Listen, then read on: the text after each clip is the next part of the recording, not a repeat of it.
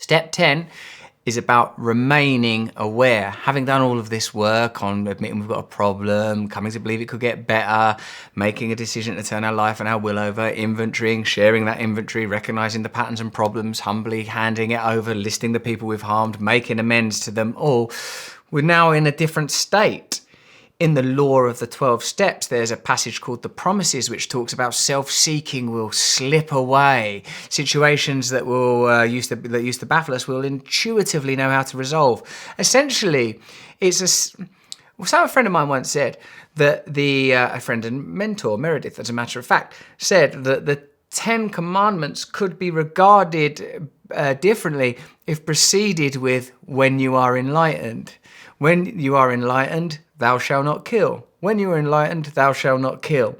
And I feel that, in a sense, as we discussed at the beginning, the process of the first 9 steps is to restore you to a perspective which could be regarded as sane, that you are no longer dependent on the external world to quell your neurosis. Of course, we're still going to require food and oxygen and human contact. I mean, Maslow's pyramid's not going to be pounded into the desert sands. We still have needs and requirements, but we're not going to be attributing erroneously qualities to material objects or behavioural phenomena that don't belong there. Why don't I feel fantastic? I've just had sex.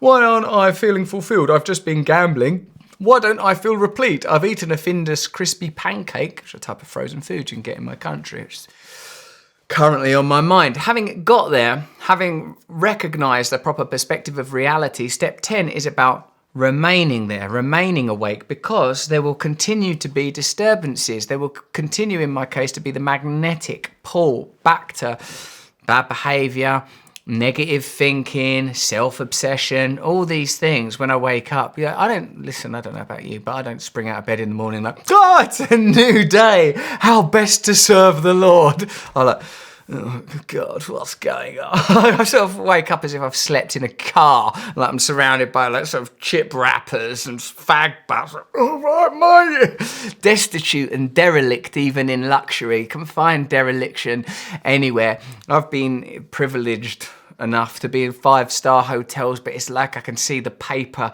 coming off the wall. I can feel the sort of deep structures.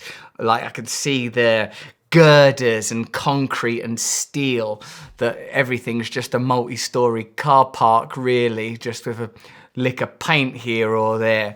So step 10 is about remaining present and watching when I start to feel greedy. Again, the defects of character come in handy here. Oh, I'm being greedy, I'm being lustful, I'm being self-centered. We watch it, we recognize it's not going to work, and we become willing to surrender it. Now, done correctly, or, what do I want to say, in the orthodox way, the step 10 is a written step, precisely the same as step 4, but done on a daily basis. Like I've done a couple of step 4 and 5s in my life, but it could be argued that once you've done a good step 4, you can just, through the process of step 10, continually maintain a state where you're not pulled off track by resentment.